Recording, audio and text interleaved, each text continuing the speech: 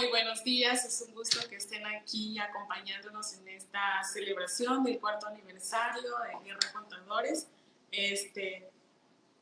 Estamos dando inicio a esta celebración, esperando sea de mucho grado para ustedes, puedan disfrutarla. Vamos a quedar en voz aquí del contador público certificado y doctor en Ciencias de lo Fiscal, Jesús Guerra. Hola, muy buenos días. Qué enorme alegría poder saludarlos. Muy buenos días, estimados clientes, amigos, público en general. Sean todos bienvenidos a la celebración de nuestro 4º aniversario que con mucha alegría y entusiasmo estamos celebrando. Con arduo trabajo a lo largo de estos años, sin duda, tiempos difíciles, los primeros 2 años de consolidación, pero agradecido con Dios, con la Virgen de Guadalupe, agradecido con nuestros primeros clientes iniciales, que sin tener infraestructura confiaron en nosotros. Agradecidos con los clientes actuales. Gracias por su confianza. Agradecemos enormemente a nuestros clientes. Agradecemos a nuestro equipo de trabajo que nos respaldan con su compromiso y entrega profesional para prestar servicios de calidad. Los que hoy tenemos aquí frente a cámara y los que no están aquí en las cámaras. Muy agradecidos con todo el equipo de trabajo que está totalmente comprometido y entregado para prestar servicios de calidad. Le damos gracias a mi familia, le doy gracias a mi familia por su apoyo moral. Agradecidos con todos. Le damos a todos la más cordial bienvenida a nuestra plática que con mucho cariño y entusiasmo preparamos con ustedes, para ustedes. La ponencia que el día de hoy tenemos el placer de escuchar, denominada El papel del contador en los tiempos modernos, estará a cargo del doctor Salvador Breaños. El doctor es licenciado en Ciencias de la Comunicación de la Universidad de Guanajuato y además es doctor en Liderazgo y Dirección del Instituto de Educación Superior por la Universidad Anáhuac. Además de eso, tiene una especialidad de Filosofía Lógica, maestría en Tecnología Instruccional, maestría en Finanzas por el Instituto de Especialidad para Ejecutivos, es ponente en diversos temas de finanzas, ética, educación y liderazgo y otros temas empresariales. Ha publicado también libros, Mi Camino a Talpa y México, Obstáculos hacia la Grandeza. También Ética de lo Fiscal y su aplicación práctica en coautoría. Además, ha sido jurado del Premio Fiscal Anual FIMPES de Investigación de 2009 a 2016. Es productor, conductor de programas radiofónicos, así como es una importante carrera durante 20 años siendo docente.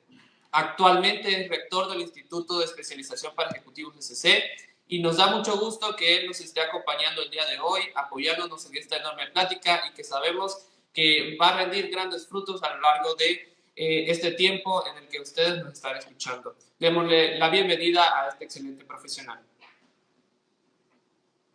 Muchas gracias, muy buen día y bueno, pues en principio sumarme a las felicitaciones a Guerra Contadores Públicos y su 4º aniversario, un placer poder participar en esta celebración.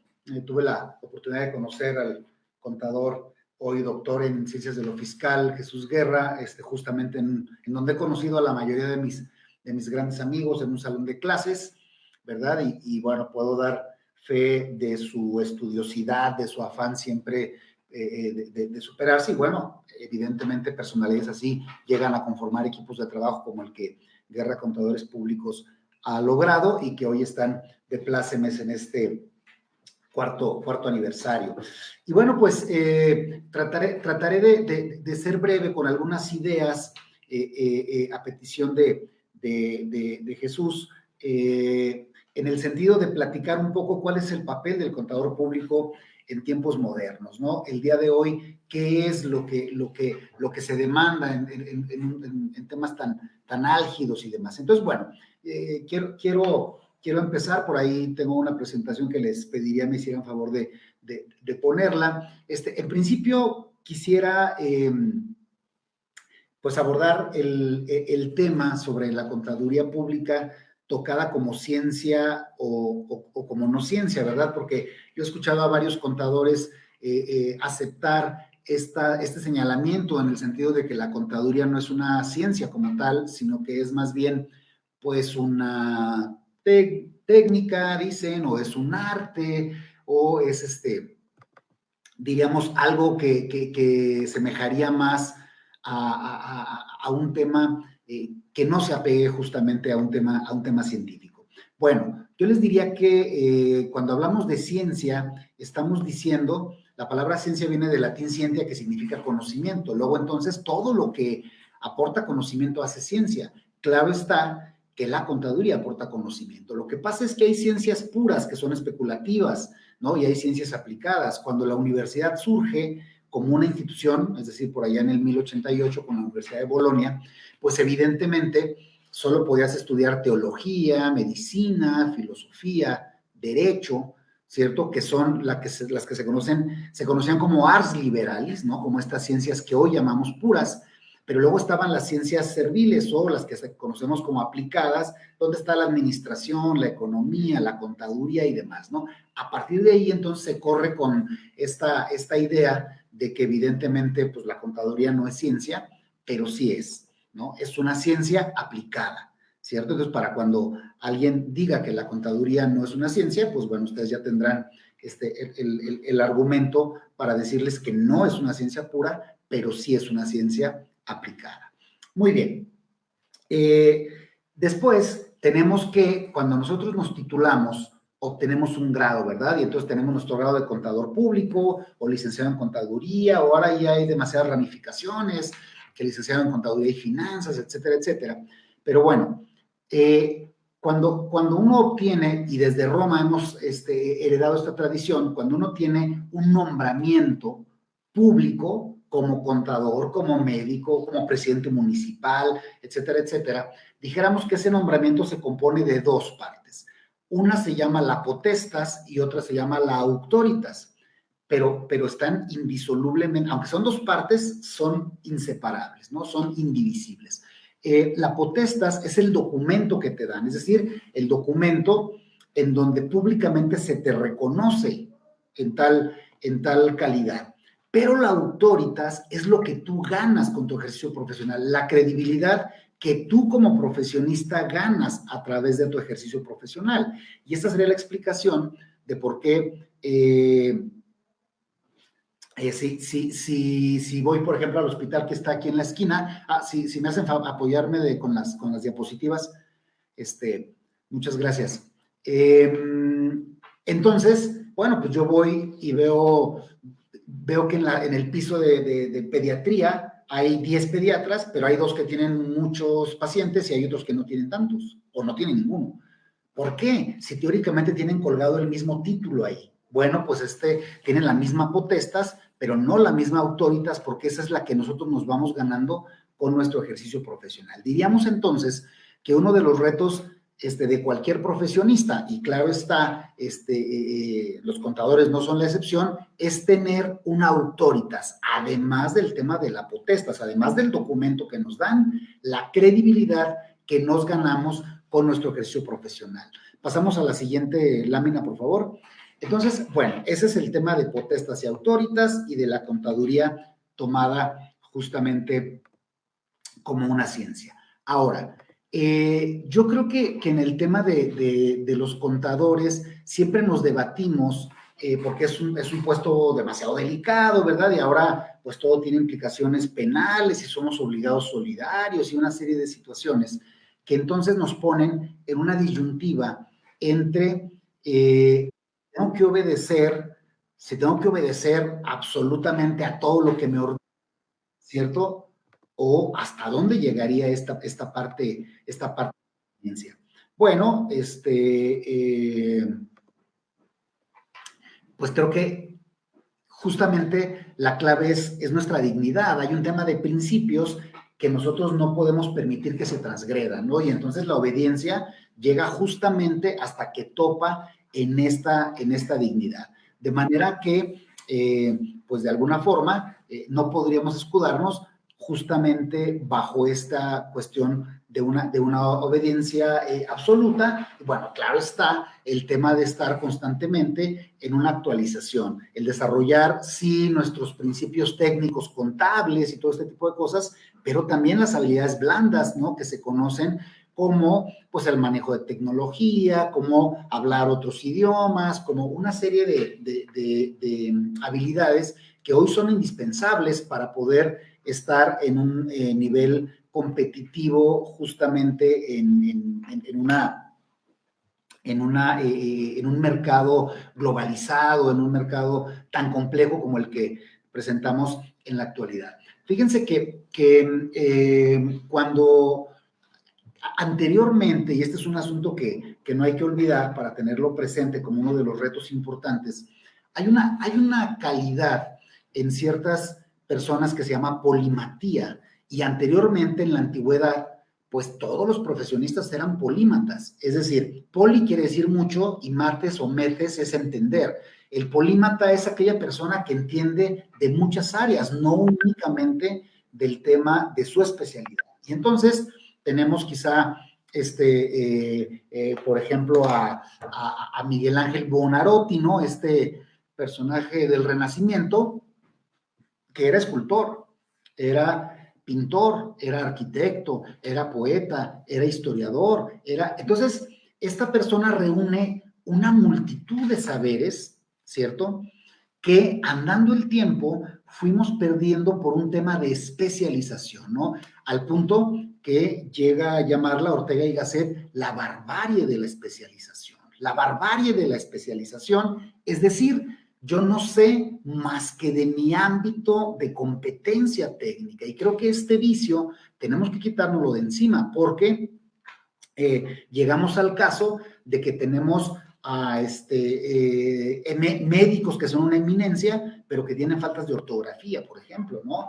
O a fiscalistas muy renombrados que nunca han leído a Dante o cosas por el estilo. Entonces, creo que uno de los retos es retomar esta polimatía, que es una multitud de saberes que vayan justamente enfocados en tener otra visión del mismo problema, es decir, tener esta visión panorámica, ¿cierto?, desde muchas perspectivas. Muy bien, ahora, si avanzamos en las diapositivas, por favor, ponemos la número 3. ¿Qué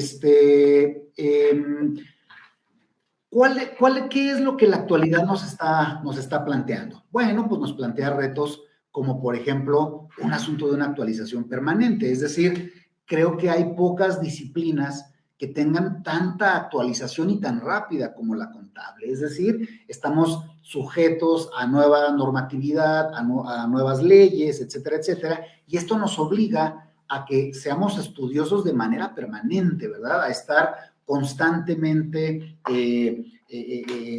pendientes de lo que ocurre en el mundo, de lo que ocurre en el ámbito económico internacional, de lo que ocurre en las finanzas del país, de lo que ocurre. Entonces, este es uno de los retos importantes. Y claro, nunca hay que olvidar que el aprendizaje, pues es un proceso que inicia cuando nacemos y que solo termina en el momento en que dejamos de existir. Así que siempre vamos a aprender, y eso hay que tenerlo muy claro.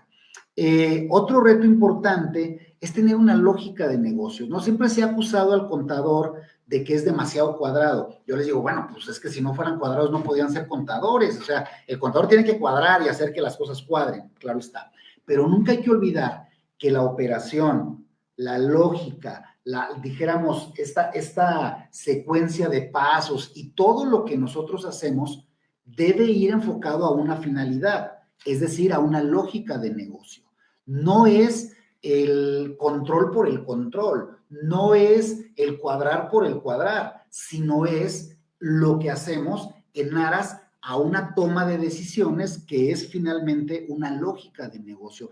Y creo que esta visión, los contadores que logran realmente empaparse de esta lógica de negocios son realmente estas personas que logran trascender en sus carreras, porque entienden la dinámica, entienden que la contaduría no es un fin, la contaduría es un medio, ¿cierto?, que nos ayuda a alcanzar fines en este sentido. Entonces, creo que esta habilidad, esta capacidad de poder entender como el sentido de la contabilidad hacia el negocio, ¿no? Hacia el manejo de las finanzas, hacia las decisiones financieras, creo que esta es uno de los retos importantísimos que tendríamos que tomar en cuenta. Y bueno, se vincula justamente con otro reto que es la toma de decisiones, ¿verdad? Hay que tomar decisiones. Si nosotros somos los directivos, los directores, nuestro mundo, el mundo en que nos movemos se llama rumbo. Nosotros somos los que determinamos el rumbo de la organización, el rumbo de la sociedad, en el caso de los gobernantes, el rumbo del país, en el caso del presidente. Entonces, el directivo se mueve marcando el rumbo, el administrador se mueve marcando el ritmo, es decir, reuniendo los recursos, reuniendo y administrando todos los insumos que sean necesarios para llegar a la dirección que planteó el directivo. Entonces, sea que operemos como directivos o sea que lo hagamos como administradores, el core de nuestra actividad, el núcleo de nuestra actividad es tomar decisiones, ¿no? Tomar decisiones y bueno, pues que no nos tiemble la mano en ese sentido, ¿no? Porque siempre tomamos decisiones, aun cuando alguien diga, pues yo no voy a decidir sobre esto, estás decidiendo, ¿verdad? Estás decidiendo no decidir, pero estás decidiendo, o sea, finalmente es algo que nosotros hacemos de manera permanente. Bueno, y luego, además de la toma de decisiones, está en la siguiente lámina, pues está el manejo de tecnología. Yo creo que los contadores hace tiempo hablaban es decir, la tecnología estaban peleadísimos, ¿verdad? Y entonces la contaduría era esta disciplina de arrastrar el lápiz de una manera tradicional, etcétera, etcétera. Y entonces, bueno, ¿qué pasa? Que ahora se nos viene una avalancha de manejo de tecnología, ¿no? Y ahora empezamos que una firma electrónica y que el buzón tributario y que la contabilidad electrónica y que la facturación y el timbrado y que tal y tal. Y entonces eso nos hizo que abriéramos hacia esta parte tecnológica. Y creo que se ha llevado hasta el exceso, ¿no? Yo escuché a algún contador decir que ahora, pues el mejor contador, el mejor fiscalista era el que sabía de tecnología, ¿no? Pero otra vez se nos olvida que la tecnología es un medio, pero sin embargo necesitamos estar al corriente de estas actualizaciones y demás, ¿no?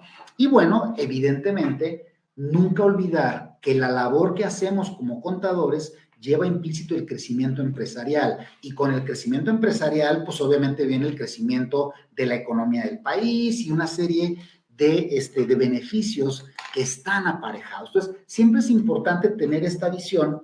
Es como aquella diferencia del que pega ladrillos o del que construye una casa o una iglesia, ¿verdad?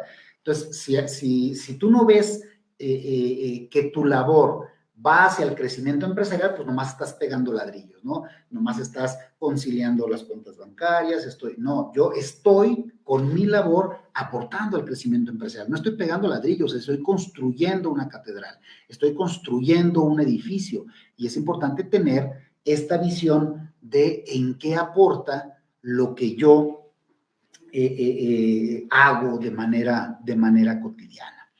Muy bien, pasamos a la siguiente lámina, por favor. Entonces, fíjense, después de estos retos, quiero quizá una de las cuestiones que el contador en la actualidad se considera como el reto más trascendente. Además, estos de los que estamos hablando, pues evidentemente es un reto en nuestro hacer y la tecnología pues va cambiando, ¿cierto? Y la lógica de negocios va cambiando de acuerdo a las circunstancias, pero también dentro de los retos es importante considerar lo que no cambia, ¿verdad? Y aquí entra un factor que es nuestra ética profesional, es decir, esta ética que nos genere la credibilidad que es indispensable para el punto que nosotros hacemos, ¿verdad? Entonces, fíjense, cuando alguien habla de lo que es este factor de credibilidad, y quiero que explicarme muy bien para poder darme a entender por qué es importante. Fíjense, cuando se habla de por qué todo el mundo habla de la cultura griega y por qué decimos que los griegos son prácticamente los los padres de la confección del mundo occidental. Oye, pero había muchas civilizaciones antes de los griegos, lo cual es cierto. Solo que las civilizaciones anteriores lo que habían hecho era definir. Fíjense cómo se escucha esa palabra. Definir quiere decir poner fines. ¿Dónde inicia y dónde termina una cosa? Entonces yo puedo definir este lápiz, ¿verdad? Y puedo definir este vaso y puedo definir, entonces, haciendo una definición del objeto. De manera que si yo les presento esto y les digo que es un vaso, ustedes me van a decir que no porque no atiende a la definición que nosotros vimos. Correcto, hasta ahí todo bien. Pero lo que los griegos aportan es son conceptos, no definiciones, conceptos, y los conceptos no tienen un límite claro, una frontera clara. Los conceptos, entonces, por ejemplo, los griegos aportan el concepto de honor, el honor. A ver, explícame qué es el honor. Híjole, pues es un concepto difícil, ¿verdad? Todavía hoy día es difícil hacer un concepto de qué es el honor. Bueno, pero entonces como no me explico bien, me dice alguien, oye, a ver, enséñame un pedacito de honor para poder entender de qué estás hablando, pero no te lo puedo enseñar como el lápiz y como el vaso, porque es una idea. Y entonces, con los conceptos ha nacido la filosofía y ha nacido la ciencia, de ahí la trascendencia de los griegos. Bueno, y dentro de estos conceptos, que son ideas y que no los percibo yo con mis sentidos físicos, o sea, no es parte del conocimiento sensible, sino es parte del conocimiento inteligible. Bueno, uno de los conceptos más famosos es el carácter, es decir, el carácter, que es esta fortaleza interna con la que yo le planto cara a las vicisitudes de la vida, ¿cierto? Carácter, en griego se dice ethos, y de ahí viene la palabra ética, ¿verdad? Ética. Bueno, entonces fíjense, en la lámina que vimos anteriormente, aparecía una imagen que está en las universidades, las primeras que existieron, ¿verdad? Y en esta imagen aparecen lo que es el trivium y el quadrivium alrededor, es decir, la retórica, la gramática, la dialéctica, y luego aparece la teoría musical, la astronomía, la aritmética y la geometría, ¿cierto? Que eran los estudios preparatorios antes de entrar a la universidad. Esa lámina que se está viendo, esas 7 señoras que ven ustedes alrededor son las disciplinas o las ciencias liberales, ars liberalis, ¿no? La que está hasta arriba es la gramática, arte de escribir bien, la retórica, el arte de hablar bien, la dialéctica, que es la lógica o el arte de pensar bien, y luego una vez que acreditabas esas 3, ibas a la teoría musical, a la aritmética, a la geometría y a la astronomía. Bueno, abajo se ven 4 personas que están ahí con un pupitre, porque la universidad surge como una institución religiosa, de manera que son los 4 evangelistas: San Mateo, San Marcos, San Juan y San Lucas, de los cuales nada más este último no era judío, era griego y no conoció históricamente a Cristo. Y luego, en el centro de la imagen, abajo están dos intelectuales debatiendo, que son Sócrates y Platón, dando a entender que la universidad es una continuación de la academia griega, pero en el centro, que es aquí donde quiero hacer hincapié, está una señora con una corona, es decir, una reina. Sin embargo, esta reina no es una reina histórica, o sea, no es una reina que haya existido como la reina Isabel o la reina Elizabeth o la reina Sofía, no. Es una alegoría. Esta reina es la ética, es decir, que debe reinar en todo el quehacer académico. Lo sabían en la universidad y lo sabía Platón. ¿Por qué? Porque de las universidades egresan quienes dirigen a la sociedad. Entonces, más allá de los saberes técnicos, más allá de que sepamos ser unos grandes arquitectos, unos grandes ingenieros, unos grandes contadores, el tema ético tiene que estar gobernando ahí, ¿verdad? Porque de ahí salen todas estas personas que van a marcar la pauta y el rumbo de la sociedad. Entonces, cuando quitamos a esa señora de ahí, pues tenemos lo que tenemos en la actualidad, ¿verdad? En alguna conferencia me atrevía a dar un número, aunque no lo conozco con exactitud, pero sí lo creo con honestidad intelectual, que un 80 o 85% de los gobernantes corruptos que abundan, de los empresarios voraces que abundan, de los líderes sociales indeseables que abundan, salieron de las universidades. Es decir, estudiaron y tienen muchos saberes técnicos, pero no ética. Y es que quitamos a la señora de ahí. Por eso, uno de los retos fundamentales en la actualidad en la contaduría es recuperar con creces esta ética en aras de una credibilidad de la profesión, ¿no? Si avanzamos ahora hacia la otra lámina, entonces fíjense, este carácter que es esta fortaleza interna que yo tengo, bueno, este carácter se compone de algunas cosas, ¿no? Primero, obviamente, de una fortaleza, y esta fortaleza se llama virtud. Es una palabra que compone a la ética. Bueno, la virtud, la palabra viene de vir, vir, que quiere decir fuerza, y entonces cuando hablamos de fuerza física se llama virilidad, vigor.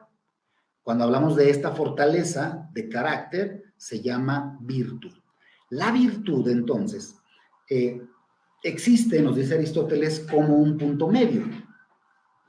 Este punto medio quiere decir que la ética está en los equilibrios. Hay que ser equilibrado, ¿verdad? Esta teoría del punto medio, porque todo lo que nosotros admiramos está en los puntos medios, en los equilibrios.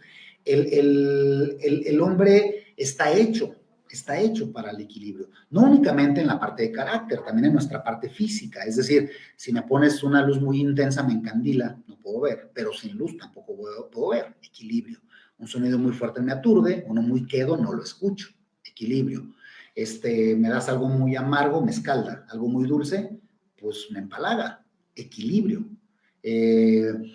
Toco algo muy caliente, me quema. Toco algo muy frío, me quema. Equilibrio. Entonces, esta credibilidad tiene que ver con los puntos medios. Si tú eres valiente, ¿no?, que es una virtud, pues es el punto medio, porque en un extremo está el cobarde, que es un vicio por defecto, pero en el otro extremo está el temerario medio idiota, que le entra a todo sin medir consecuencias. Ese es un vicio por exceso.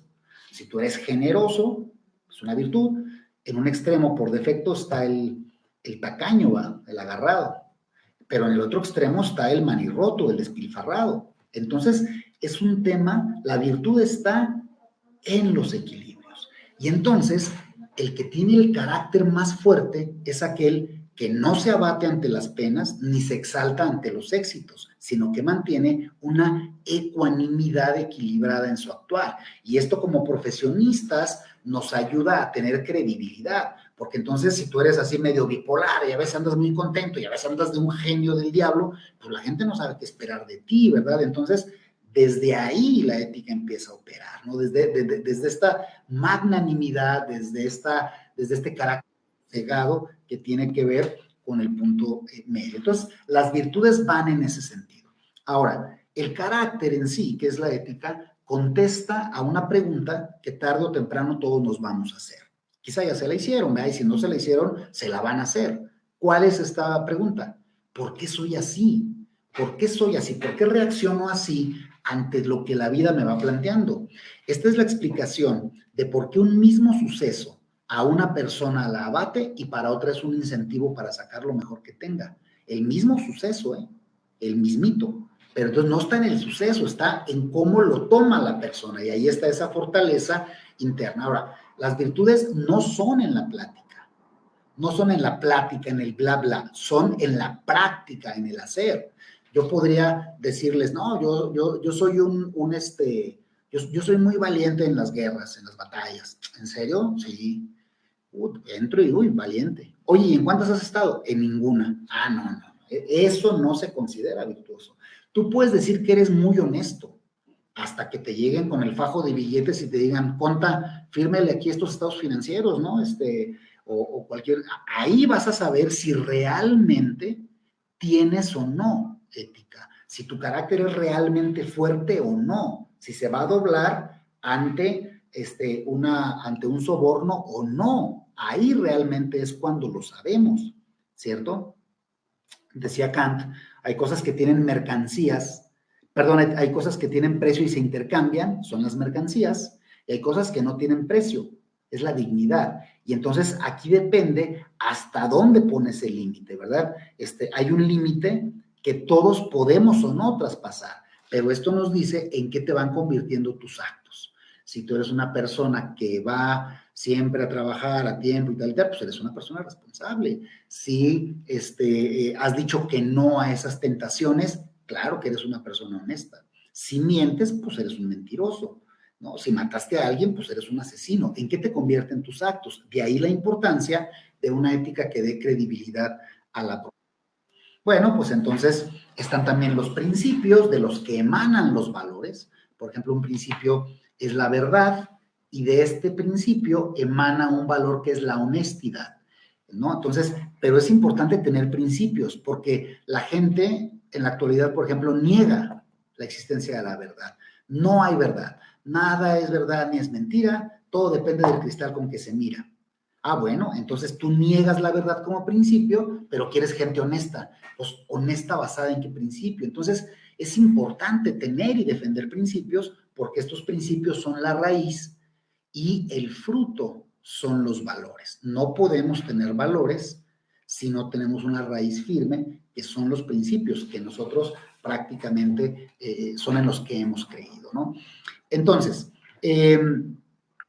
para los contadores siempre hay un dilema que ahora pongo a manera de si Sócrates o Aristóteles. ¿Por qué? Porque Sócrates pensó que realmente, pues dijéramos, pues que el sol no era un dios, sino que era un astro incandescente y tal y tal. Entonces él empieza a remover todas las estructuras que en las que Atenas creía, y entonces, bueno, pues de alguna forma lo llaman y le dicen, oye, retráctate, y él dice que no. Entonces, después de un juicio, es condenado a muerte Sócrates. Y cuando sus discípulos le dicen que se escape, él dice que no. ¿Por qué? Si la ley que te está condenando es una ley injusta. Y él dice, mira, si la ley es injusta, es un mal.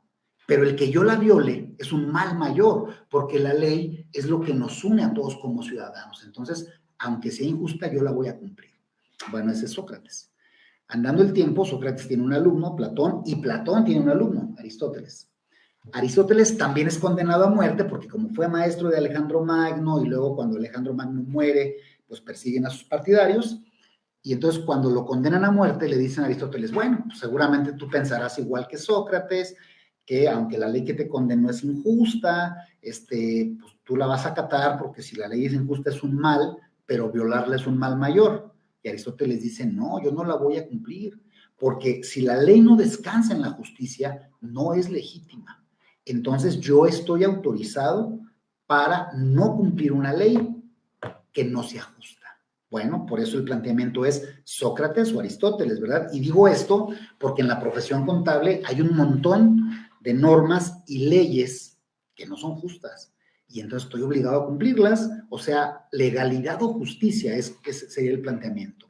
Bueno, pues entonces esto de alguna manera abre toda una posibilidad en la forma de comportamiento, porque pues la justicia es inamovible, es un principio, y la ley cambia. La ley es mutable, ¿verdad? Lo que antes era delito hoy no es, y lo que antes no era ahora es, y bueno, entonces, ante este dilema, yo siempre les he dicho, pues vamos por el principio, ¿no?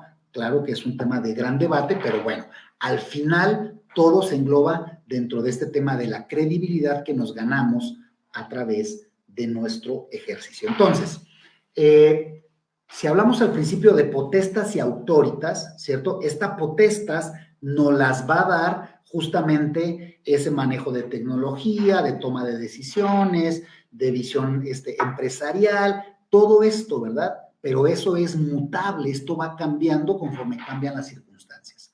La autoritas te la da este apego a lo que no cambia, que es la ética, la verdad, la justicia, estos principios que debo tener yo como profesionista y de alguna manera que son el ancla de la que me agarro para que los vaivenes del medio ambiente pues no me hagan como una barca a la que las olas llevan a donde quieren, sino que tú vas en una dirección, ¿cierto? Y entonces, ante todo lo mutable, sabemos que el concepto de verdad y de justicia y de bondad y de belleza es el mismo hace 10,000 años que ahora. O sea, esto que no se mueve es de lo que debemos agarrarnos para fortalecer esta parte de carácter.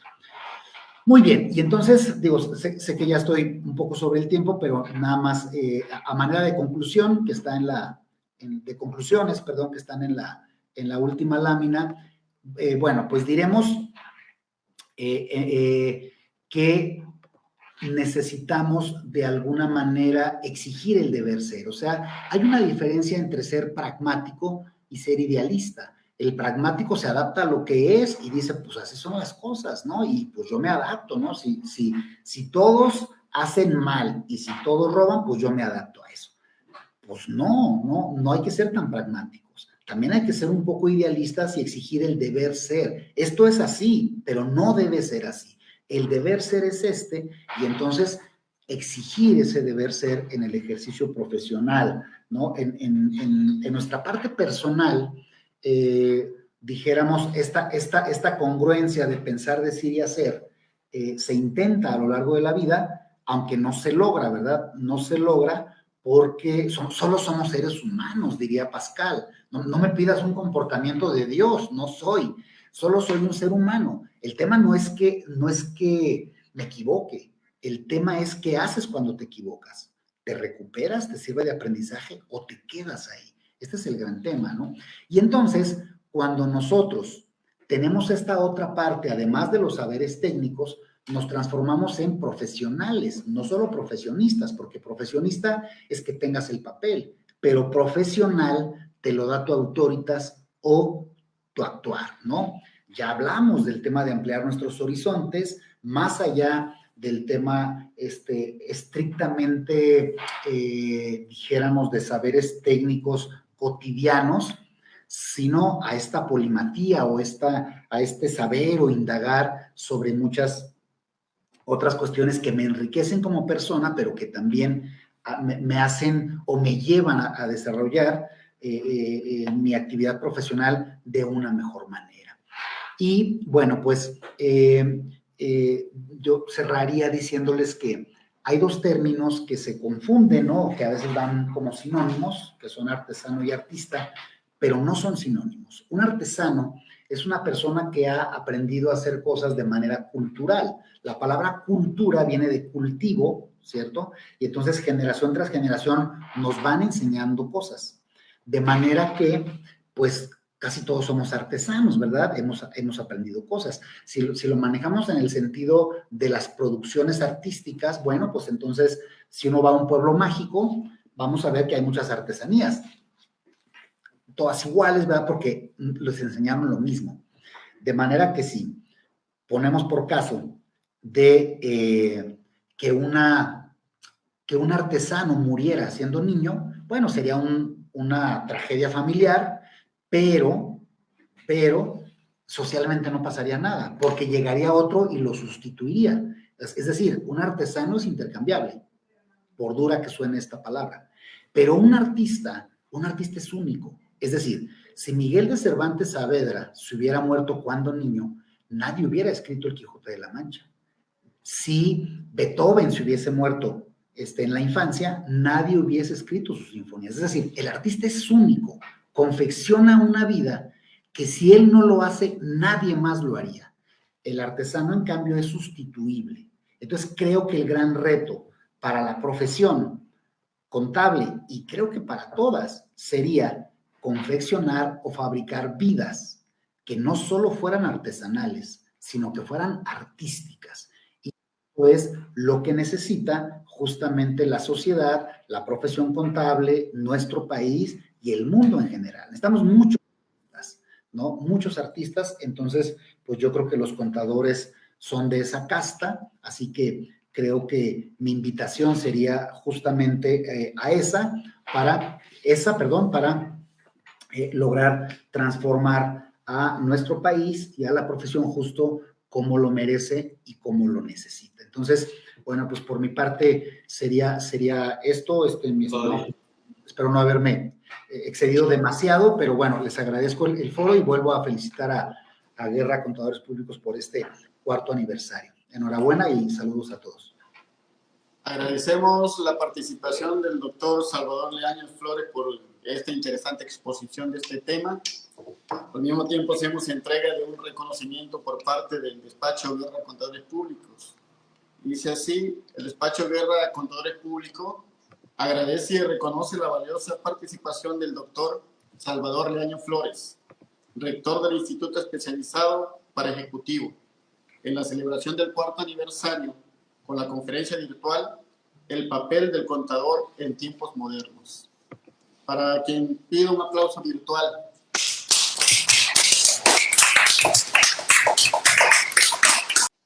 Doctor, muchas gracias. Y a continuación le dejamos con un video del 4º aniversario. Esperamos que sea de su completo agrado. Muchas gracias por su atención.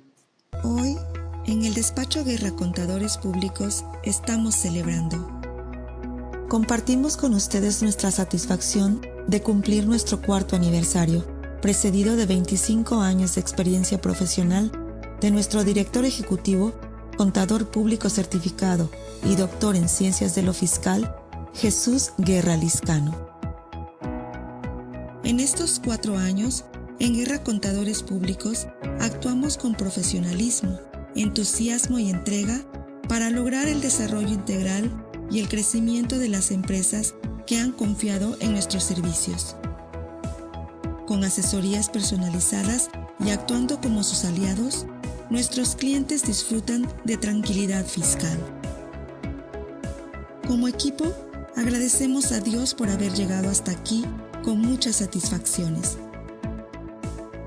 Agradecemos igual la confianza que nuestros clientes han depositado en nosotros y en especial a aquellas personas que nos impulsaron a salir adelante aún en tiempos difíciles. Hoy podemos decir que hemos brincado esos obstáculos y nos hemos consolidado a un nivel profesional con altos estándares de calidad. Fueron los primeros 4 años de muchos en los que seguiremos comprometidos con la calidad de nuestros servicios profesionales. A todos nuestros clientes y amigos, gracias.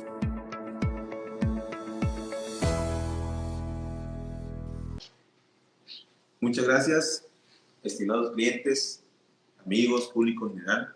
Agradecemos su espacio, su tiempo para acompañarnos, para escuchar la ponencia del doctor Salvador Leaños Flores. Agradecemos al doctor su espacio, su tiempo, su acompañamiento para esta ponencia. Muchísimas gracias. Agradecemos mucho, en verdad, a nuestros clientes, a nuestros amigos. Les deseo un excelente día, una excelente semana. Dios nos bendiga. Un abrazo con el cariño de siempre. Su amigo Jesús Guerra y equipo. Un abrazo. Muchas gracias.